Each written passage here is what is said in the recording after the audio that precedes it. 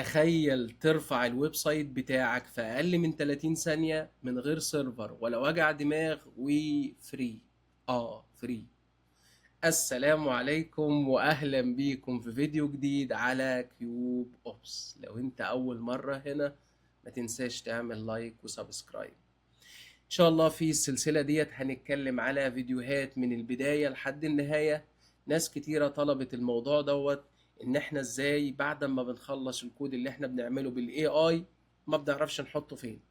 فهنتكلم ازاي ان احنا نشتري سيرفر، وهتكون سلسلة مفصلة. النهاردة هناخد كده حاجة في السريع، وهي كلاود فلير بيجز. الحقيقة ان السيرفيس ديت يعني جميلة جدا. يلا بينا نبتدي. انت عملت جنريت للكود بتاعك، سواء كان برياكت، فرونت اند، اتش تي ام ال، سي اس اس، عايز تحطه للناس. فكانت الخيارات اللي بتكون موجودة قدامك ان انت لا تروح تشتري سيرفر، او ان انت تهوسته عند اي حد بيهوست اتش تي ام ال وسي اس اس او فرونت اند. في النهاية انت هتدفع فلوس.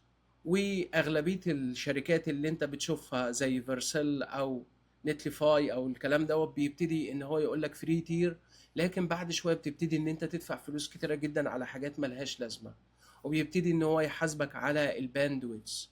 الحقيقة ان كلاود فلير فيها سيرفيسز كتيرة، وان شاء الله هتكلم عليها بالتفصيل في فيديوهات تانية. تقدر ان انت تاخد السيرفيس ديت بانليميتد باندويتس، وعدد الويب سايتس اللي انت بتعملها انليميتد، وتقدر ان انت بتكلفة بسيطة جدا جدا تعمل ببلش لبروجكت واثنين وثلاثة واربعة بتكلفة تكاد تكون اصلا منعدمة. طب ايه اللي هيخليني ان انا اعمل الكلام دوت؟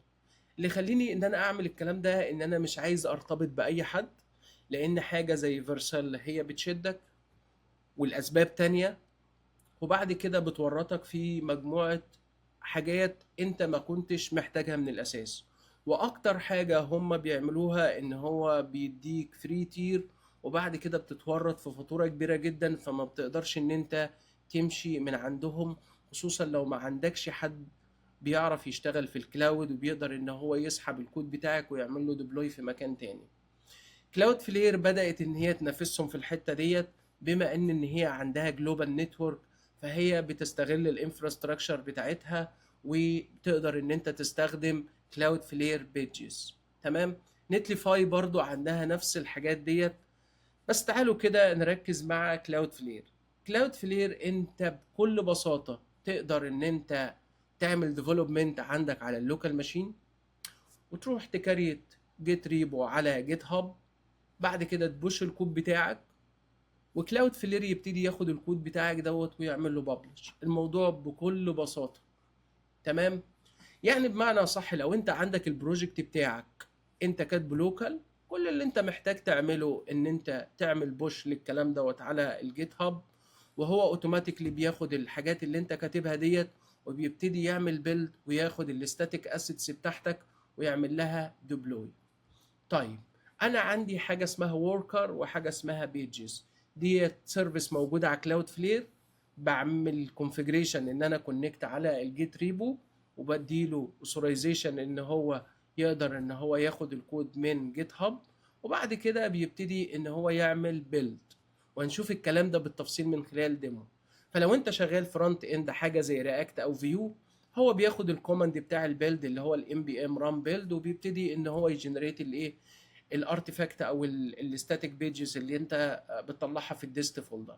وبعد كده هو بياخدها وبيبتدي ان هو يطلعها على الانترنت. زي ما انت شايف كده، لو انت عندك ستاتيك فايلز بس، فانت كل اللي انت بتعمله بتقول له ان انا ما عنديش اي حاجه، فبتكتب له حاجه اسمها اكزيت زيرو، بمعنى صح ان ما عنديش اي نوع من البيلد. لكن لو انت شغال مثلا اي حاجه زي رياكت او كلام من ده، هتشوف انت ايه اللايبراريز او الفريم ورك اللي انت شغال بيه، وتشوف ازاي ان انت بتعمل بيلد، وهو اوتوماتيكلي هيعمل لك الكلام دوت. بعد كده بتبتدي لو انت عايز تاخد فيتشرز زي ان انا اعمل بريفيو للحاجات اللي انا بطلعها، كل اللي انت بتعمله ممكن تعمل بول ريكويست، واوتوماتيكلي مع البول ريكويست دوت يبتدي ان هو يطلع لك يو ار ال، تتفرج على التشنجز بتاعتك، ولو هي عجبتك تبتدي ان انت تعمل ميرج للكود دوت وتبتدي تطلعه ويبقى برودكشن. طيب هتقولي الموضوع دوت فيه فخ. هقول لك ان الموضوع ده ما فيهوش اي نوع من الفخوخ.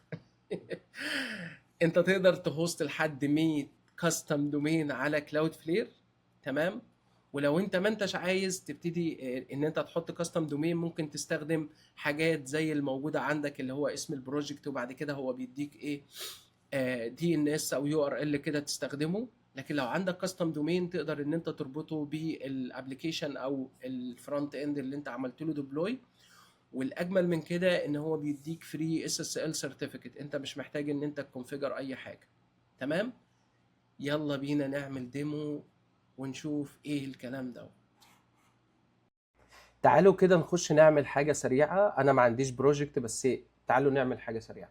هنخش هنا كده على رابوزيتري واقول له كلاود فلير فرونت اند ديمو، وتعالوا هنا كده ننزل نخلي دوت برايفت وكرييت رابوزيتري. بعد كده انا هاخد دوت كلون على حسب ما انت شغال. انا شغال هنا كده على WSL على ويندوز. خلينا نجيب التيرمينال. تيرمينال، تمام.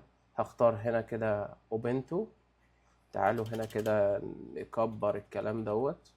هقول له هنا كده ميك داير اسمه ديمو سي دي ديمو، وانا هقول له جيت كلون الريبو دوت.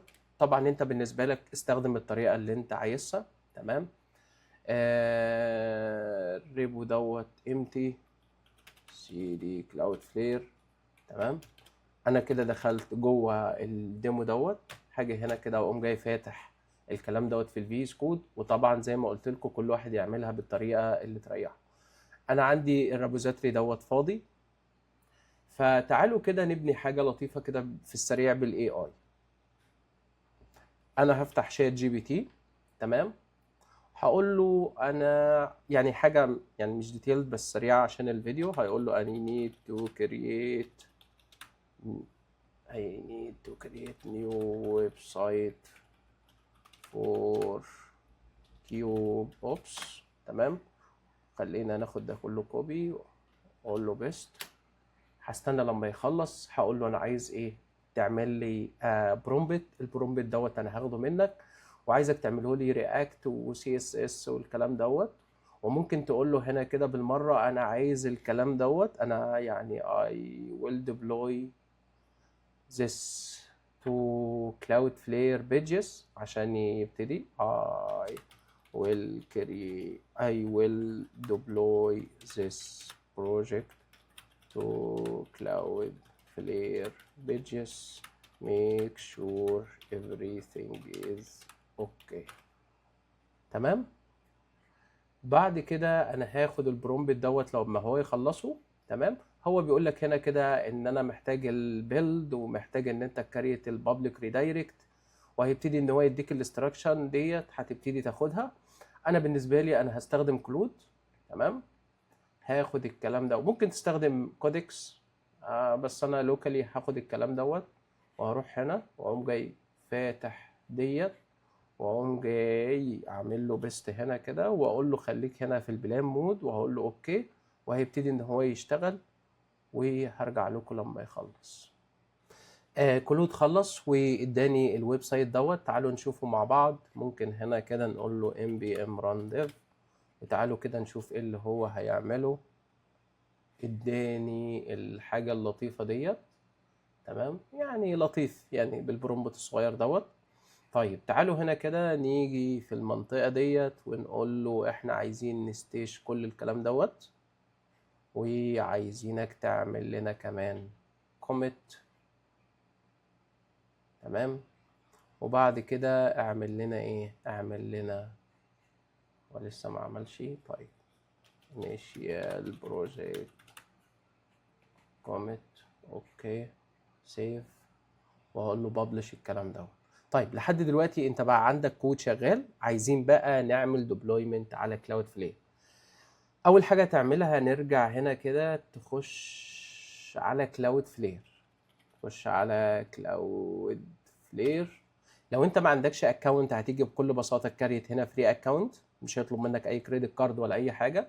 انا عندي اكونت موجود، هبتدي ان انا اضغط هنا تمام واعمل لوجن. اول حاجه هتعملها هنا هتضغط على كومبيوت، ومن كومبيوت هتجيب worker and pages، هتيجي هنا create new application، وهقول له هنا كده انا عايز اكونكت على جيت هاب. لو انت ما عملتش الخطوه ديت قبل كده بسيطه خالص، هتضغط كليك هنا ويبتدي ان انت تقلاو الجيت هاب بتاعك. هقول له هنا كده نيكست، هيقول لي انت اي ريبوزيتوري انت عايزها، هقول له انا عايز كلاود فلير ديمو، واقول له نيكست. هيبتدي ان هو يسكان البروجكت، وخلي بالك ان هو جاب الايه الامر بتاع البيلد، واقول له هنا كده انا عايزك تعمل لي ديبلوي. خلينا نعمل نيكست. في ادفانسد اوبشنز كتيره موجوده هوريها لكم دلوقتي. خليه ان هو يخلص. بدأ ان هو يعمل سكان للريبو، عمل له كلون، يبتدي ان هو يعمل انستول للديبندنسز، وبعد كده لما يخلص ممكن تيجي هنا كده تقول له كونتينيو لو انت عايز تشتغل في السيت اب بتاع البروجكت. هنا كده يعني عبال ما يخلص هقول لكم على شويه حاجات. هنا كده الميتريكس لو عايز تشوف عدد الريكوستات اللي بتجيلك على الفرونت اند دوت تمام. الديبلويمنت لو انت بتعمل اكتر من ديبلويمنت. طيب الديبلويمنت خلصت، تعالوا كده نبص عليها. لو عايز تشوف الهيستوري من هنا تبتدي ان انت تشوفه، او تيجي على ديبلويمنت تعمل فيو. بص هنا كده لسه الديبلويمنت ان بروجريس، بس هو قدر ان هو يعمل انيشاليز، جاب الجيت ريبو انستولد، بيعمل الكلام ده. يبتدي قال لك ان هو كومبليتد. مبروك مبروك. تعالوا هنا كده نضغط. بص كده بكل بساطة بقى عندك الويب سايت شغال فور فري. تعالوا نفتح كلود. I need to add new contact form in footer، وخليه ان هو يعملها. اوكي طيب كلود ربنا كرمه وخلص. حاجه هنا كده اللي انا عايز اوريه لكم. تعالوا نفتح ده. هو حط لي كان بيحط لي الحته ديت في الفوتر. حاجه اقول له هنا كده انا عايزك تعمل لي staging لكل الكلام دوت تمام، وعايزك تعمل لي كوميت، وعايزك تعمل لي بوش للكلام دوت على الجيت ريبوزيتوري. اللي عايز اوريه لك هنا من الحته ديت ان احنا لو رجعنا تاني لكلاود فلير هتلاقي اوتوماتيكلي كلاود فلير ابتدى ان هو يعمل ديبلويمنت. بدأ ان هو يجيبه هنا كده. تعالوا نفتح دوت. بص كده ده اللي تشينجز اللي هو جابه، وهتلاقي هنا كده ان هو بدأ ان هو يعمل ديبلويمنت. بعد ما يخلص هيقول لك ان الديبلويمنت بتاعتك خلاص done. تبتدي ان انت تشوف اللي تشينجز، وممكن تيجي تعمل فيزيت هنا وتتأكد ان التشينجز بتاعتك موجودة ولا لأ. بدأ ان هو يحطها. شكرا لكم، واتمنى ان الفيديو يكون عجبكم، ومتنساش تعمل شير ولايك. مع السلامة.